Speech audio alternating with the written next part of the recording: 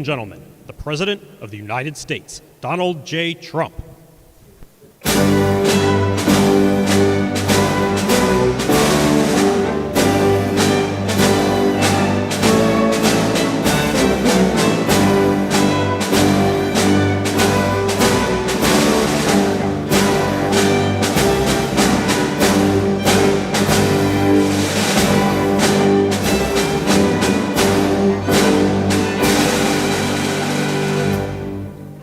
Thank you very much. Please, Susie.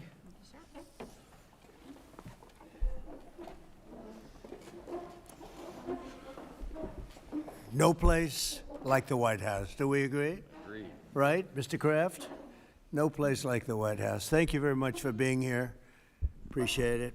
And we'll maybe discuss a couple of general topics. This is a board meeting for the Trump Kennedy Center, but we'll go into a couple of other things that we have the media present. It's always present, unfortunately, constantly. And I'll say a few words about what's happening in the Middle East. And if you have a couple of questions, we'll do that, and then we'll get on with our board meeting. So thank you very much for being here. We have a wonderful group of very, very smart, talented patriots at this table.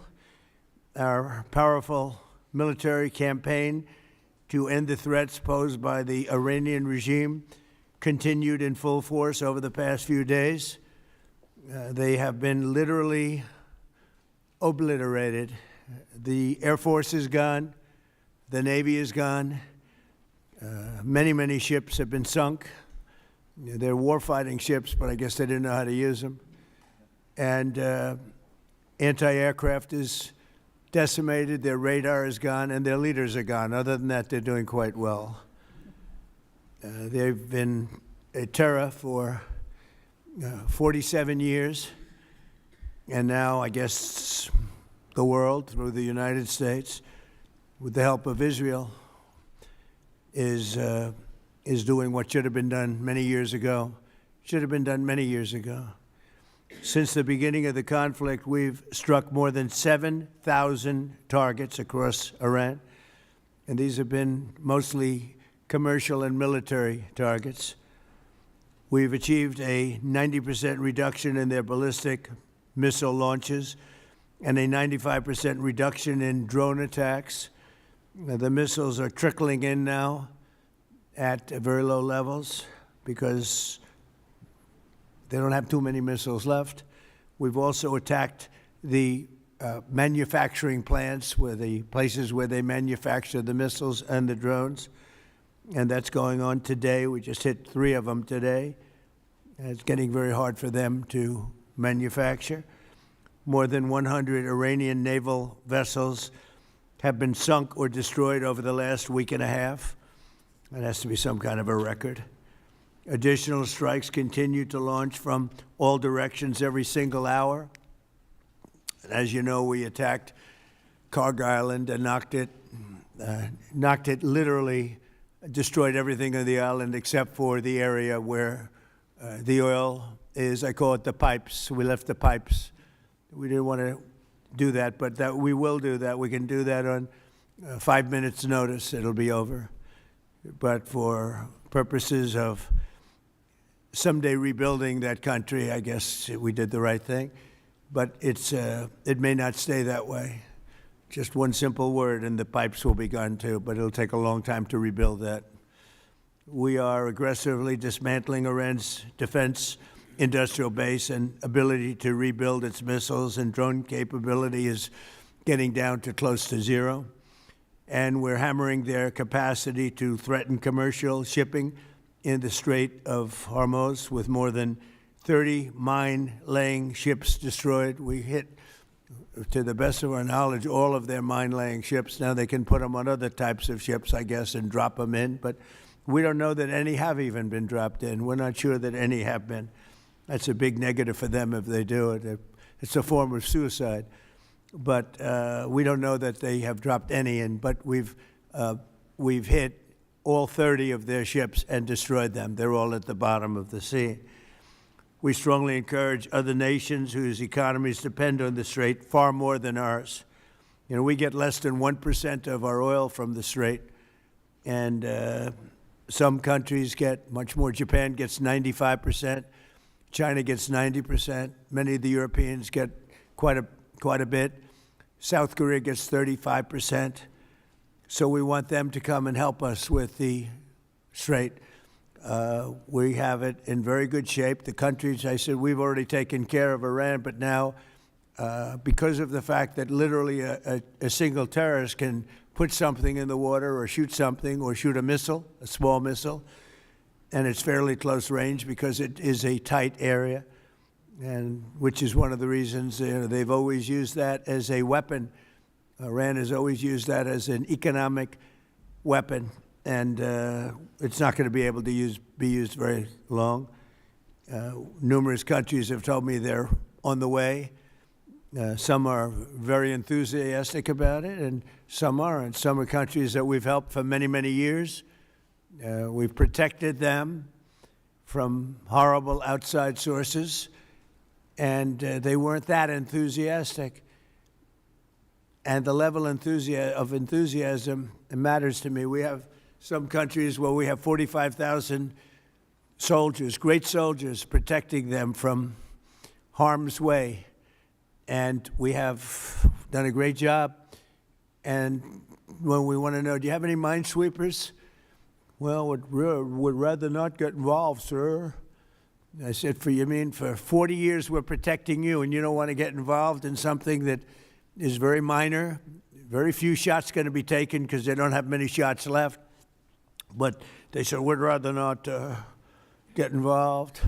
I just want the fake news media and everybody else to remember that that was said, because I've been a big critic of all of the protecting of countries, because I know that we'll protect them, and if we ever needed help, they won't be there for us. I've just known that for a long period of time, just like I knew about the Strait, that it would be a weapon, which I predicted a long time ago. Predicted all of this stuff. You guys were very generous in that. I predicted all of it. I predicted Osama bin Laden would knock out the World Trade Center. I made that prediction a year before he did it. I said, you better get him. He's a bad guy. I watched him be interviewed one time, and I said, that's a bad guy. You better get him. 1 year before, exactly. I wrote it in a book. You can even check. About a year before the World Trade Center then came down, President Clinton actually had a shot at him, and he didn't take it, unfortunately. I'm not blaming him for that, but he didn't take it.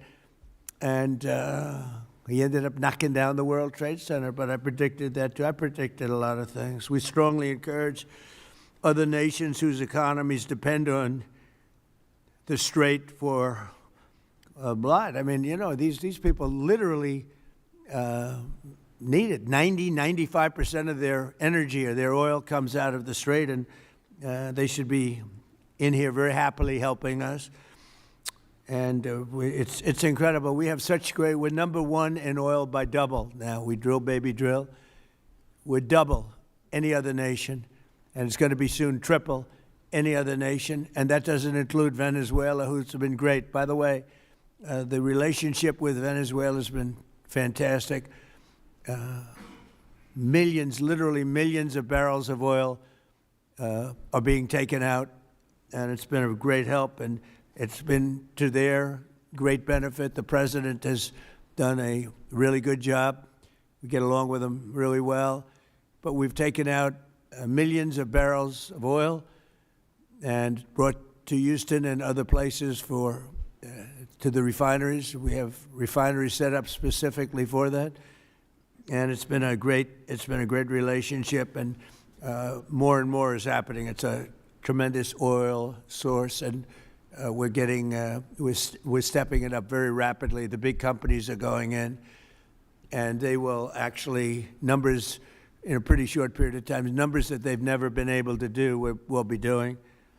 There's a lot of oil under that land. We strongly encourage the other nations to get involved with us, and get involved quickly and with great enthusiasm.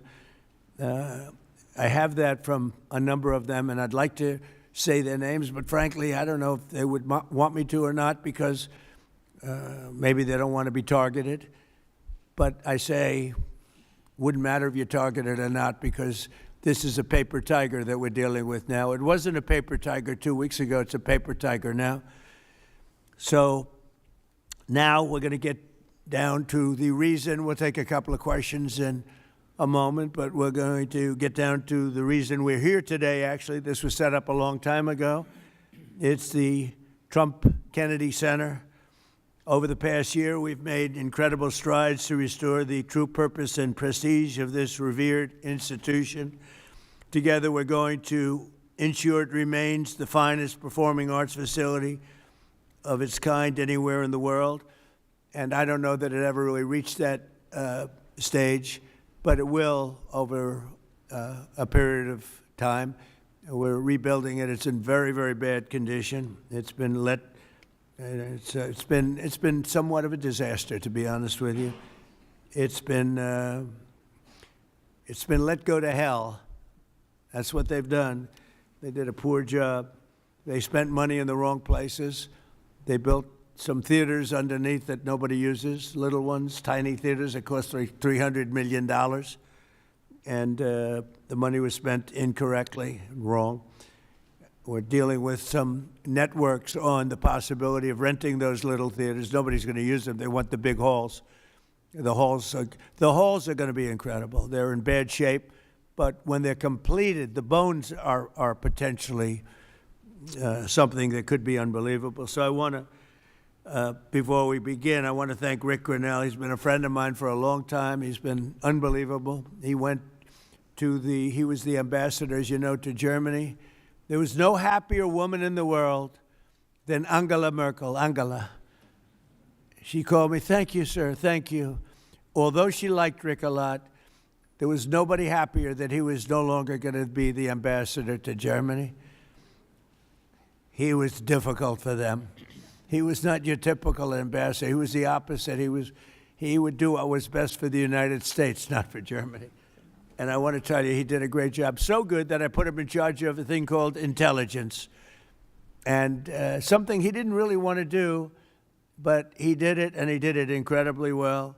There were a lot of leakers. He found out the leakers. And when he didn't find out who the leaker was in a certain area, he fired everybody.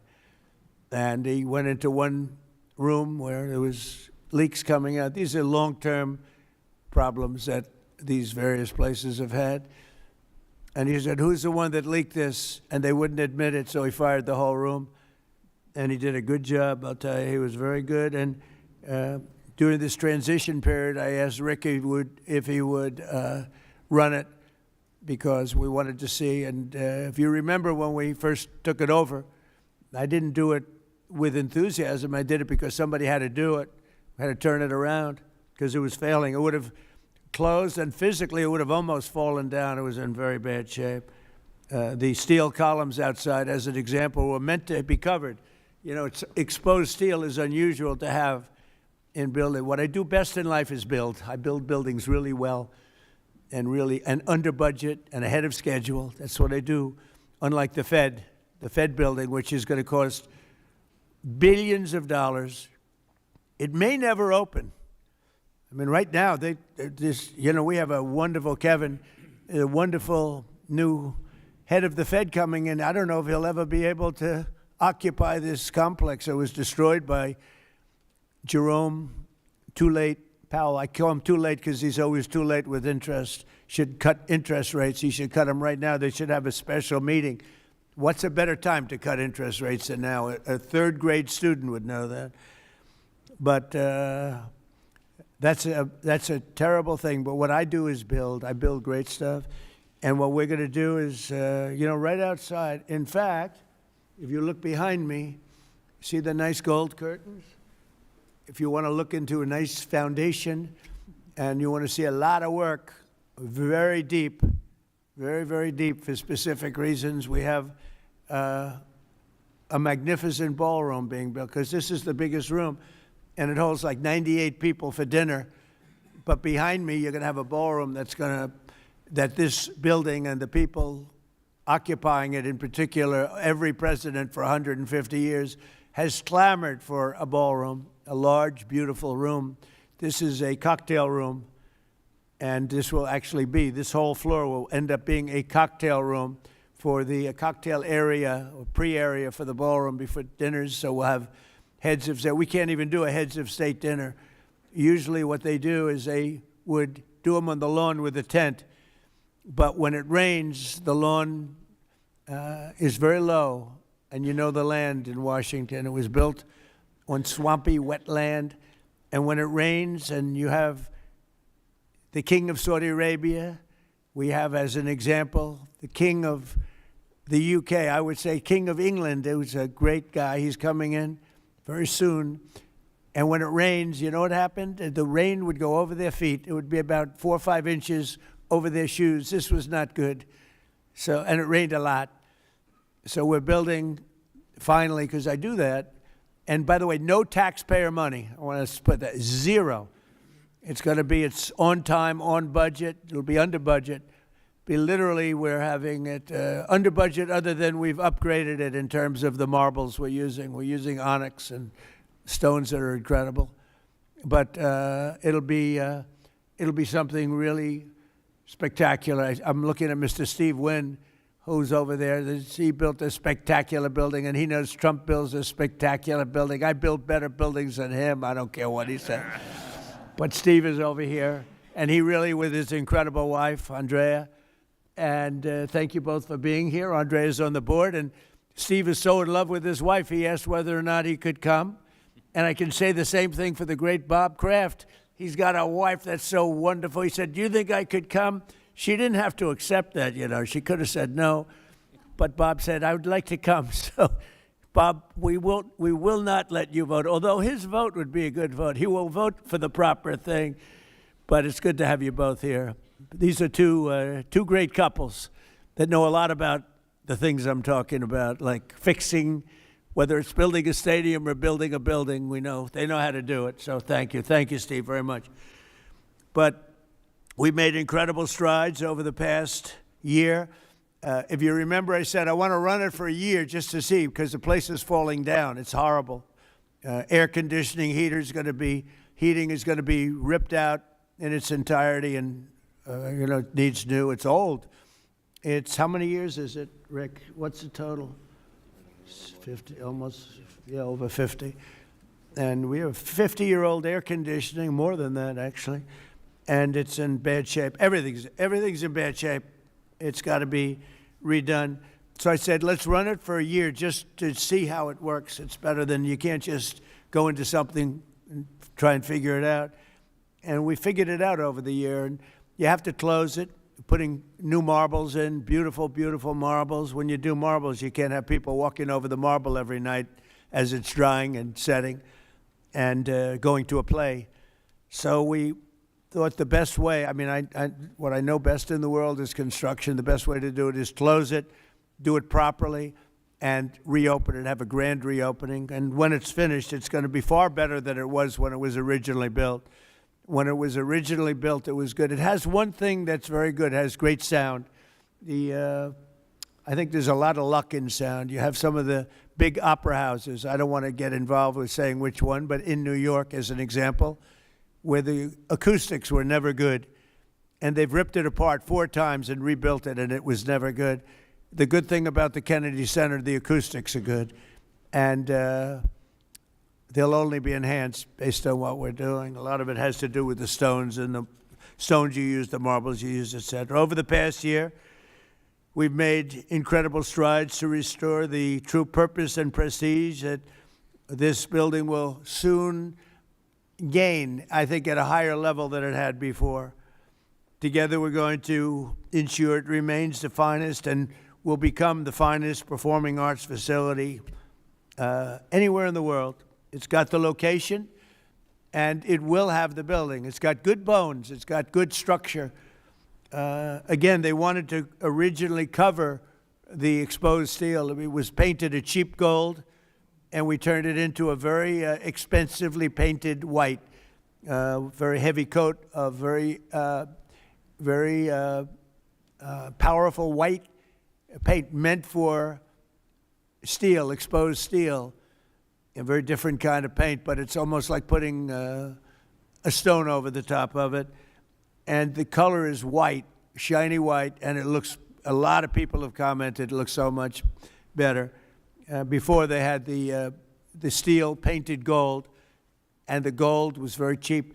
There's actually never been a paint that's made that will look like gold. Steve will tell you that. You either gold leaf it, or use real gold bullion, or you use a different color, Steve. Nobody's ever been able to make a gold paint that looks real. A little minor thing for the media. I'm sure you're thrilled with hearing that. But there's never been a paint. I said, someday I'm going to discover a paint where you don't have to actually use gold leaf. Gold leaf is a very, very big and expensive process, but it's a beautiful thing, but not when you use paint. So we got rid of the gold columns, which looked always terrible. They looked cheap and they looked fake, very much like the media, actually. And we took the columns and we painted them white. Before we painted them, Matt, very importantly, we structuralized them. We replaced bad steel that was very badly rusting. I mean, these are columns that are holding up a building, and we had to replace areas of columns that were actually rusted out because it was in very bad shape. It's not even describable how bad this building was, both inside and out. I want to thank Rick Grinnell, but you really did a great job, Rick, on this, and we appreciate it. I'm looking for your next venture, because he really was, there was a story he got fired. He didn't get fired. He was here for a short period of time, for a year, figuring it out with Matt and everybody else. And Matt now is going to take over, and he's a pro at construction, great at construction. And I think Matt would like to run the facility too. He's fallen in love with it. And I think he'd do a good job. But if I don't think he will do a good job, I'll say, Matt, you're fired. I'm getting somebody else. So you're under no pressure, Matt, okay? It's like Bob Kraft. If a football player doesn't perform well, typically you will fire him immediately, Bob. Do you ever let them stay around for 4 or 5 years if they're bad? Not too many times, right? So anyway, I learned from you. So I want to thank also Attorney General Pam Bondi, who's been fantastic. I don't know, is Pam here someplace? Oh, hello, Pam. Good. She's been great. And the Speaker of the House, he's got the easiest job of anybody in government. He's got a majority of 2. I don't like to say 1 because it varies, but between 1, 2, and 3. And I think you're the only man that's ever lived that's able to be very happy about it. In fact, when we get up to 3, every once in a while we get up to 3. Actually, for a period of time, we had it up to 4, and then we had a death. And death is very bad when you're the Speaker and you have a majority of 2 or 3. But we had a death, and then we had another death, and we had some things, and but we're looking very strong. We had one man who was very ill. It looked like he wasn't going to make it. I don't know. I won't mention his name. Should I? Do other people know his name? Do you want to mention it? He'll be proud. Go ahead. Tell him the story. Okay. Well, thank you, Mr. President. Congressman Neil Dunn of Florida had some real health challenges, and it was very serious, and had a pretty grim diagnosis. And I mentioned it to the president, and I said, Congressman Dunn is a real champion and a patriot because he's still coming to work. And if others got this diagnosis, they would be apt to go home and retire. And what was the diagnosis? It was, I think it was a terminal diagnosis. He would be dead by June. Okay, that wasn't public, but yeah, okay, that's. It was grim. That's what I was going to say. I don't think with a heart problem, by the way. This was a heart problem. Right. So, long story short, the president called him to encourage him and thank him, and they had a conversation, and the president mentioned in the course of the conversation, you know how to get my doctors involved, and they did, and within a number of hours, they took him to Walter Reed, emergency surgery. The man has a new lease on life. He acts like he's 30 years younger, and he walked into the conference meeting, and we thought we'd seen a ghost. And I spoke with him over the weekend, and he's encouraged and thankful, and he thanks the president for his leadership and intervention, and thank you. Thank you. He actually called, Mike called me and he said, sir, we're up by 3, but we're going to lose 1 by June. I said, who? Neil Dunn. He's a great congressman, incredible. He called to say that he was terminal, really bad heart. There's nothing they can do. I said, that's bad. Number one, it was bad because I liked him. Number two, it was bad because I needed his vote. But he really said, Mike, I'm going to last this out for the president and you, and however long I live, I mean, it looks like June is the time, but however long I live, I'm going to be voting for you. I mean, how many people are going to say that? Most of them are going to say, Mike, I'm retiring immediately. That's the end. He's an extraordinary man. man. But he didn't do that. It was really impressive. And then I realized I have doctors in the White House. The White House doctors are incredible. And they've helped me with other people. They're helping me with people right now. People that are very sick are like, they're miracle workers. And I said, I have to call them. And I called the two doctors. They're both great. And they immediately went over to see the congressman. And he was on the operating table like 2 hours later. Yeah. And it was a long operation. They gave him more stents and more everything that you could have. I think he's got everything that you could possibly have. And they called up. They said, sir, I think he'll be fine. I said, you got to be kidding. He said, I think he'll be fine. And Mike was telling me the story that the other day he came into a meeting for the first time in a long while. Go ahead. Well, it was incredible. I mean, he has a new lease on life. He has more energy than a man half his age, and very encouraged and encouraged all of us. So again, a testament to great leadership. And he's, my hat's off to Neil Dunn and his beautiful wife and family. He's an extraordinary individual.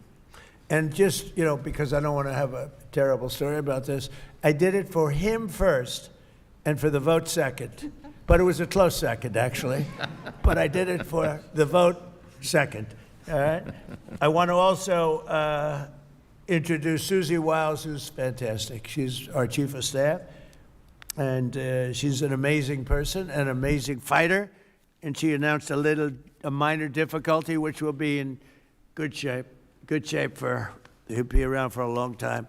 She had a diagnosis, you probably saw it, and she's going to take care of it immediately, as opposed to waiting. She said, let's do it now. I said, do it immediately, because with that particular ailment, the faster the better. That's the only thing I know about it. The faster the better. She's going to do it immediately. So she just started, actually, and she's going to be in great shape. The prognosis there is excellent, beyond excellent. So, Thank you, sir. but who needs it, right? That's right. Who needs it? So before we took over, just a year ago, this wonderful place was literally on the verge of collapse, both from a financial standpoint, maybe more from a financial standpoint, but also from a physical standpoint.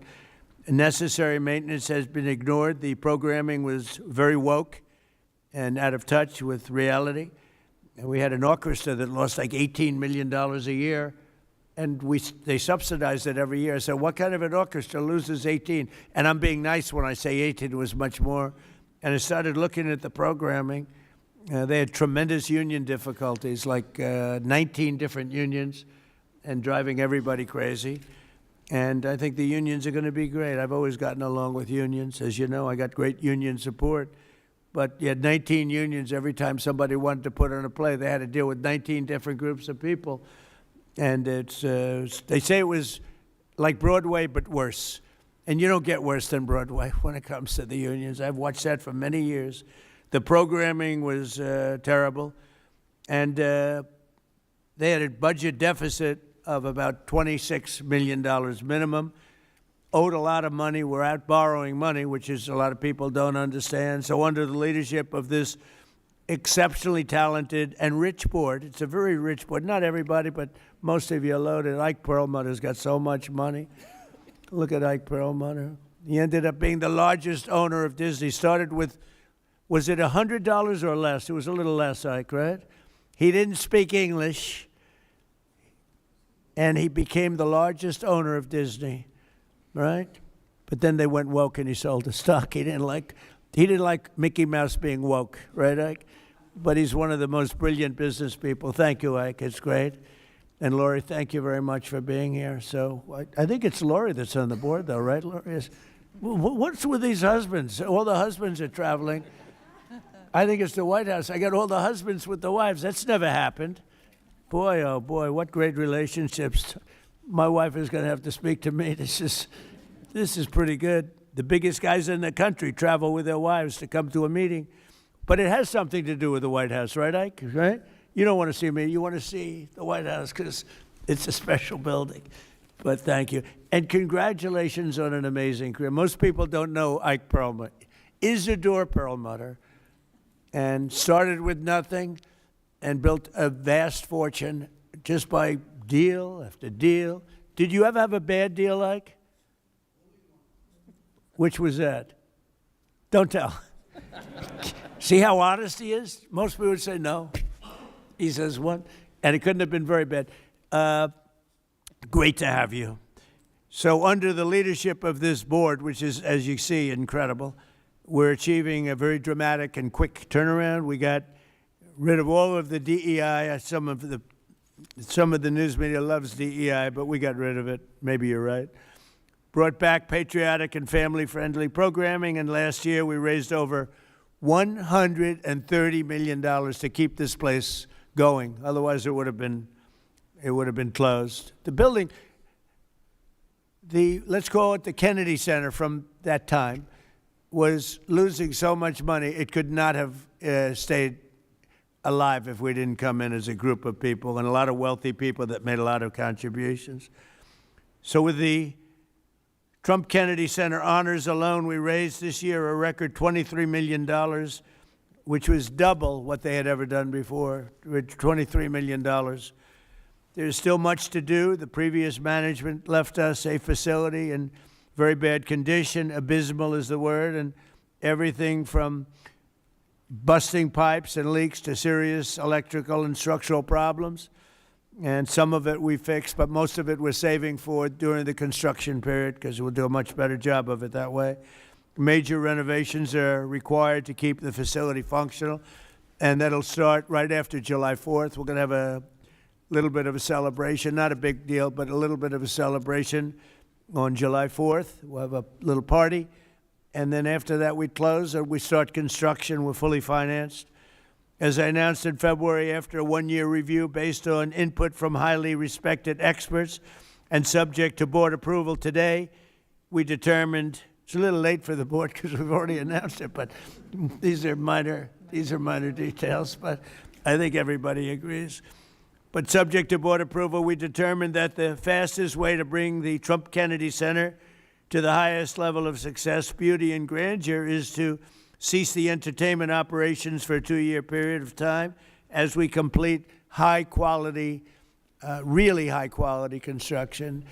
We've already purchased seating, as an example. We've already purchased a lot of the marbles and some of the things that are hard to get. Getting quality marble is very hard. It takes a long time. It comes from areas where it takes a long time to mine, and we're getting some of the best things you can. The marble is going to be incredible. The seats that we have, the seating is the highest level. Everything is the highest level. So this temporary closure will enable us to complete the work much faster and much higher quality. As an example, it's hard to show Shakespeare when you don't have any seats. As the seats are being changed, it's not exactly a great experience for people. So the right way to do it is just close it and fix it and open it. We'll begin right after, as I said, July 4th celebration. And thanks to the great, big, beautiful bill, we are fully funded, ready to go. And we have tremendous amounts of money coming in from some people around the table, but also from people that are not here, but that have made very generous contributions toward the Trump Kennedy Center. People that have never given to it before and would never have given it except I asked them to give. So, Rick, I thank you very much for the job that you've done, and I'm delighted that you really are. You did a great job. It was a little rough with a couple of the people, but that's okay. They've survived. Some of the artists, they took a pounding from Rick. It's almost like this guy right over here, Anthony. He knows what it is to pound people. Right, Ike? Anthony knows. Anthony's another great You're not on the board either, Anthony. You're here with your wife? Oh, what's going on here? The most successful people, they're all here with their wives. I'm looking around. Oh, wow, that's impressive. Anthony's another one. He started off with one truck. He had one truck 45 years ago. He ended up with 4,000 trucks, and he sold his company for billions of dollars. And you're here, Anthony? He's a member of one of my clubs, and all he has is cash. He said, I have a big problem, sir. What? I don't know how to invest my cash. Most people have a problem. They don't have any cash, right? Anyway, thank you, Anthony. You're the greatest. So all of these people have done so much, and they've done so much to help. And Matt, I just really, I'm here to a certain extent to wish you good luck with everything and to introduce you to the board. Many of the board know because Matt's been running a lot of the initial construction and planning, and going to be assuming the role of Chief Operating Officer and Executive Director, where he'll lead a construction crew for the next, a big crew, by the way, because it needs a lot of work, for the next 2 years in preparation for the grand reopening. And I think it's going to be something that's going to be very, very special. We're doing a lot of special things. We have a lot of things happening. We have at the front of the White House on June 14th, you probably read, UFC is going to be here. Dana White, the great Dana White, he's building a, literally a stadium, a 5,000-seat arena right outside the front door of the White House.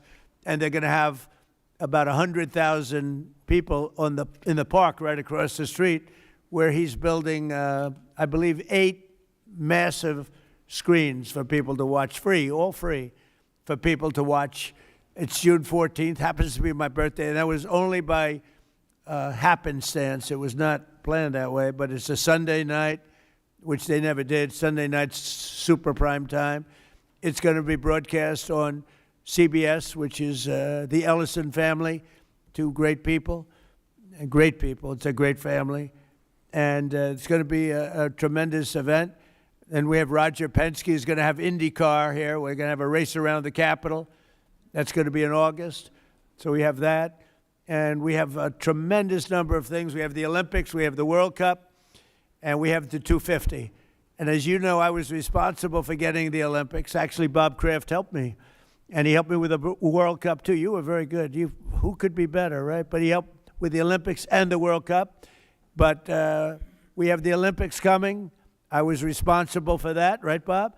We have the World Cup coming right now, and I was responsible for that. Then we had a rigged election, and because of that, I was always very upset. When I got the Olympics, I said, I won't be president because it was last term if I went by the normal progression. And then I said, well, let's see what happens. And then they rigged the election, and I said, let's do it again. And we won in a landslide. And I came back, and I ended up with the Olympics and the World Cup. Somebody said, did you do that on purpose? So I claimed the Olympics, and I claimed the World Cup because I did get both. And then I tried to claim 250-year celebration. I said, I got that. They said, no, you didn't. That one you didn't get. They're giving me no credit for that one, Mr. Speaker. I couldn't. So I gave up on that one quickly. That wasn't working. It wasn't working. But I just want to thank everybody. This board has been incredible, and it's really nice. What we're going to do is we could take a few questions from the press, and then after that we'll have our meeting. And we have a little lunch for the board, so we'll have a little bit of a lunch. And it's an honor to have you all here. It's so many of you, Jimmy, so many of you are friends. It's a great honor to have you here. And we're going to do a great job with the Trump Kennedy Center. Okay, yes, please, CNN. Hey. Thank you, Mr. President. I'm not CNN, I'm Daily Wire, but thank you for the question. Numerous countries have told me they are on their way. Can you give us a hint what they are, what that entails, how soon they might be there? You mean who are the countries? Yes, sir. I'd rather not say yet, but we'll be announcing Marco Rubio and the various people that are doing that will be announcing. And I have to tell you, we have some that are really enthusiastic. They're coming already. They've already started to get there. You know, it takes a little while to get there. It's like, in some cases, you have to travel an ocean. So it doesn't go that fast. But it'll go fast, and we have some that are fairly local that are doing it, but we'll give you a list. Some are very enthusiastic, and some are less than enthusiastic, and I assume some will not do it. I think we have one or two that will not do it that we've been protecting for about 40 years at, tens of billions of dollars, Mr. Speaker. So I'll be reporting that to you in the House and the Senate, and I'll say, why are we protecting countries that don't protect us? And I've always felt that was a weakness of NATO. We were going to protect them, but I always said, when in need, they won't protect us. Now, this isn't need. Need would be one of the big boys.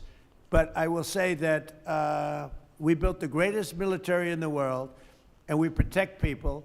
And if we need their mine boats, or if we need anything, any piece of apparatus that they may have because of a situation that they have, they should be jumping to help us, because we've helped them for years stay out of wars. Yeah, please. Thank you very much, Mr. President. Can you tell us if you spoken with French President Macron about the coalition to reopen the Strait of Hormuz? Have you been speaking with the French President?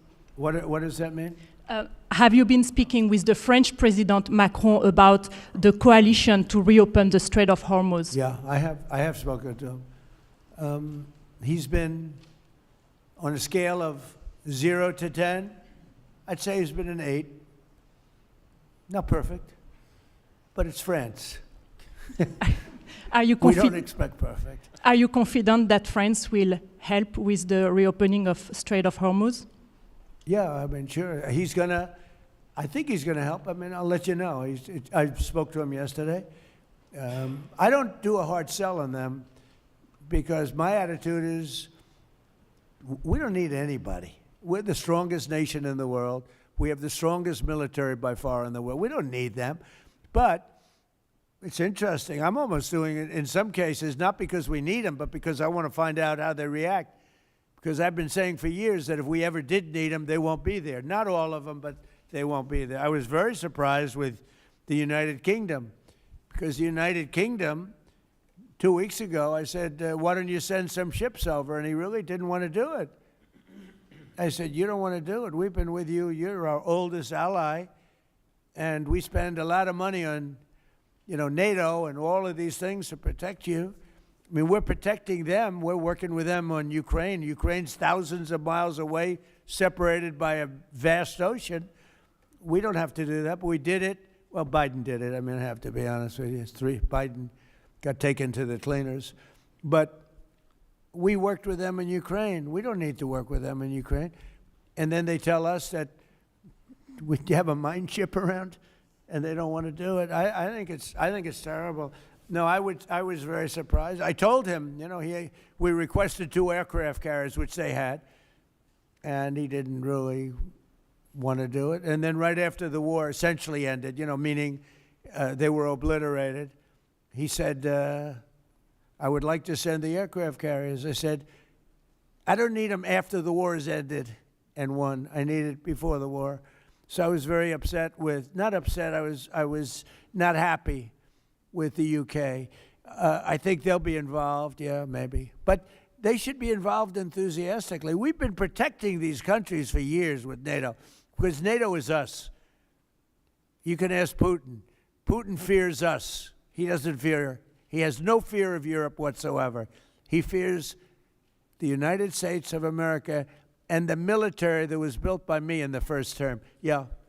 President, you mentioned the significant amount of oil that China derives from the Middle East. What is the status of your conversation with President Xi in terms of getting China to cooperate, in terms of making the Strait of Hormuz safe for those oil tankers? Yeah, so China is a great example. They get 91% of their oil from the Hormuz Straits, which we protected for years. And it always bothered me that we have these countries. Japan gets 95% of its from the Straits, the Hormuz Straits. And it always bothered me that we're protecting and we don't need them. We didn't need them before we started dig we must. Dig me must, that's the Trump policy of lots of oil. And we didn't use them very much. It used to be at 10%. Now it's at almost 0. We don't need, we don't need oil. We have all the oil we need for ourselves. It's one of the great assets that we have. We have more than double what anybody else in terms of oil production.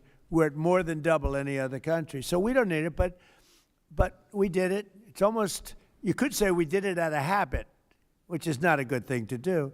But we did it because we have some good allies there. We have some great Middle Eastern countries there, Israel there. So we did it for a lot of reasons. But it always amazed me that we did it. We never asked for reimbursement. And it was really there to serve other countries, not us. And by the way, we have the Sugar King. Same story. Look at that. Alfie Van Hoel. Alfie, thank you both very much. Huh? That's Pepe, yeah. Pepe. Hi, Pepe.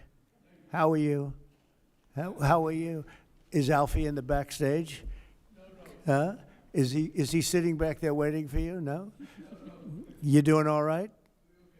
Pepe is a great friend of all of ours, I think, in the room. Tremendous. And we appreciate you being here. Great to have you. Thank you. Mr. President, honored. That's great. Both of you. Thank you very much. So go ahead, please. Mr. President, you've said that Iran does want to make a deal. Now, into the third week of this bombing campaign, what would that deal look like? What are the ask that you're making of the government? They want to make a deal. They're talking to our people. I don't know if they say that to you. Maybe they do, maybe they don't. Don't forget, they are a country that for years, I didn't know this until recently, they're a country based on disinformation. And now they're using disinformation plus AI. And that's a terrible situation. That's a terrible situation. They showed all sorts of things happening in the last 2 weeks that never happened. Between their kamikaze boats that don't exist, between blowing up the aircraft carrier, one of the great ships in the world, the Abraham Lincoln, on fire. They showed it on fire. I called the general. I said, General, what's with the Abraham Lincoln? It looks like it's burning down. No, it's not burning down. Not a bullet was ever fired at it, sir. They know better. I said, this is my first glimpse of AI and what they've done with it. They showed buildings in Tel Aviv burning to the ground, high-rises burning. They showed buildings in Qatar. They showed buildings in Saudi Arabia burning, and they weren't burning. They weren't hit. It was all AI-based. Terrible. It's terrible. And that's their only, I think that's the only thing they do well. They're negotiating, and we always talk. When, somebody said, well, would you talk? Why would you even talk to them? I talk to everybody because sometimes good things come out of it. But I don't know if they're ready yet. They're taking a pounding. I don't know if they're ready yet. And we don't even know their leaders. Look, all of their leaders are dead, as far as we know. But they're all dead. We don't know who we're dealing with. We knocked out the first group. Then the second group met, 88 met to pick the leader because the first group was all dead. And the second group got knocked out. They're all dead. Then the third group met. I would think they're a little nervous about meeting. I don't know if they're nervous. Maybe they're not. Maybe they're crazy. If they're not nervous, then they're crazy. But we met with the next group, but we don't know who their leader is. We have people wanting to negotiate. We have no idea who they are. Yeah, please, Peter. Thanks, President Trump. What are your advisors telling you about the Ayatollah's son, the new supreme leader? What are they telling you about him? Well, it's not only them, it's you people. I mean, a lot of people are saying that he's badly disfigured. They're saying that he lost his leg, the one leg, and he's been hurt very badly. Other people are saying he's dead. Nobody's saying he's 100% healthy. And he hasn't spoken because the Ayatollah would sit and he'd spew hate from a form of a throne. Not as nice as a throne. I like the English throne much better. But it was a fancy chair. But he'd spew hate from his chair. But you'd see him a lot, right? This one, we haven't seen at all. So that could be for a lot of different reasons. We don't know, Peter, if he's dead or not. And now that you've announced... I will say this, nobody's seen him, which is unusual. Something else. Now that you've announced that the U.S. has destroyed all of Iran's mine-laying ships, Why can't the U.S. just immediately reopen the Strait of Hormuz? Well, we could, but it takes two to tango. We have to get people to take their billion-dollar ship and drive it up. If when Pepe has his big sugar ships coming around and they cost $1 billion, and we say, I think it's okay now, Pepe, take your ship, drive it through the Strait of Hormuz. He may say, let me wait a little while, because it takes ship owners, and these ships are very expensive. They could cost up to $2 billion. So they don't want to take a chance that, gee, I think you'll be okay. They got to know it. So they don't have to set, we don't know if they even set any mines. But the thought that they may have is enough to keep people from saying, we don't need it. Now, we are pounding that area, that coast, as you know, left side. We're pounding it, like really pounding it hard. And again, they may have no mine set. We hit every one of their mine droppers. They call it the mine layers, right? The ships. They're pretty sophisticated ships. Every one of them is gone. But it only takes one. So it's a little unfair. You win a war, but they have no right to be doing what they're doing. But we're hitting them very hard. And today is a big day. We're pounding a certain area that has very much to do with the strait. And I think we'll get it going very soon. In addition, we do have other nations coming in. You need people to watch and people to see. We have other nations coming in. Yes, please. If the United States is working to secure the Strait of Hormuz for the benefit of other countries like China, and our allies aren't yet stepping up to your standard, is the United States getting back to being the world's policeman?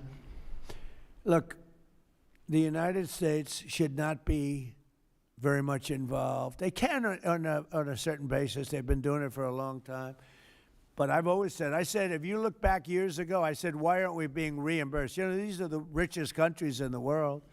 Why aren't we being reimbursed for maintaining the Hormuz Strait? And why aren't we being reimbursed for that? I've said that for years. You can go back. They reported on it yesterday. I've been saying a lot of things about the straits. Number one, I said it's the one advantage they have, but that's a suicidal advantage because they kill themselves more than they kill the rest of the world. And there are things you can do with time. There are other things you can do, but I think we're going to have the situation straightened out pretty quickly, and I think we're going to have some good help, and I think we're going to be disappointed in some nations too. And I'll let you know who those nations are. One of your advisors, David Sachs, said the other week that the U.S. should, quote, declare victory and get out of the Iran war. Yeah, he also warned that if the conflict escalates, Israel may contemplate the use of a nuclear weapon. Has he shared that assessment with you? No, yes. And Israel wouldn't do that. Israel would never do that. And there's a theory. You've pounded them to hell, and you could just leave now, and it'll take 10 years for them to build back not nearly what they have right now. And I guess that's another theory, but we want to have it ended so that another president doesn't have. Look, for 47 years, no president was willing to do what I'm doing, and they should have done it a long time ago. It would have been a lot easier.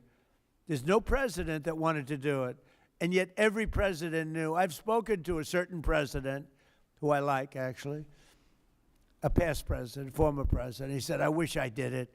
I wish I did, but they didn't do it. I'm doing it. Yeah. Which president? I can't tell you that. I don't want to embarrass him. It would be very bad for his career, even though he's got no career left. Go ahead, please.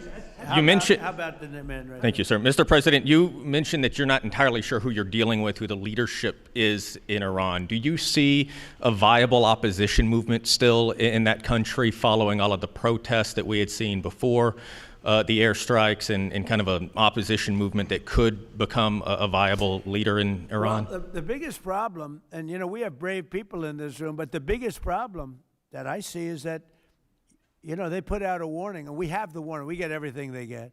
And it said any protester that goes onto the street will be immediately shot and killed. This is a little tougher than the American way. This this is not quite as tough as, nobody can believe it. So I can't imagine, they don't have guns, and the other ones have guns. Highly sophisticated machine guns and AK-47s and other kinds of guns. And they did that with the women. So the women had 250,000, even 500 people protesting a year ago. And they shot women right through the middle of the forehead with snipers. And they didn't have to do many. About 10 went down bleeding profusely, and 250 to 500,000 women went running in the other direction, because they can be brave, but they're not stupid, and they have no gun, and you have snipers in buildings specifically for this reason. So a woman goes down falling, bleeding from the head, and it doesn't take long for that to spread.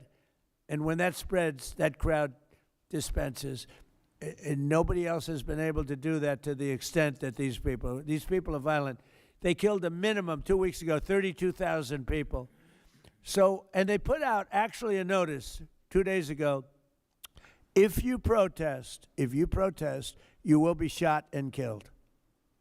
So, I don't know. I would say Mike Johnson's the only person I know who has the courage to go out in that kind of an atmosphere. I don't think so. I don't think so. Yeah. Have your advisors told you anything in terms of how long we can expect gas prices as high as they are right now? I don't need advisors to tell me that. I know what it is. You know, the Prime Minister of UK, United Kingdom, yesterday told me, I'm meeting with my team to make a determination. I said, you don't need to meet it with the team. You're the Prime Minister. You can make your own. Why do you have to meet with your team to find out whether or not you're going to send some minesweepers to us or to send some boats? I said, you don't have to meet with your team. It's the same thing here. I can tell you that when this is over, oil prices are going to go down very, very rapidly. So is inflation, so is everything else. But frankly, much more important than short-term, even long-term oil prices, you can't let the most violent, vicious country in the last 50 years have a nuclear weapon, because the Middle East will be gone, Israel will go first, without question, and they'll certainly take a shot at us before we get our act together and say we got to take them out. You can't let Iran, who's truly a nation of great terror and power. Look what happened in the last 2 weeks. They weren't supposed to go after all these other countries in the Middle East. Those missiles were set to go after them. So they hit Qatar, Saudi Arabia, UAE, Bahrain, Kuwait. Nobody expected that. We were shocked. And the other one, you know, they fought back. They could have yielded. But think of it, if we weren't around, they had tremendous power. They had thousands of missiles, most of which we've terminated.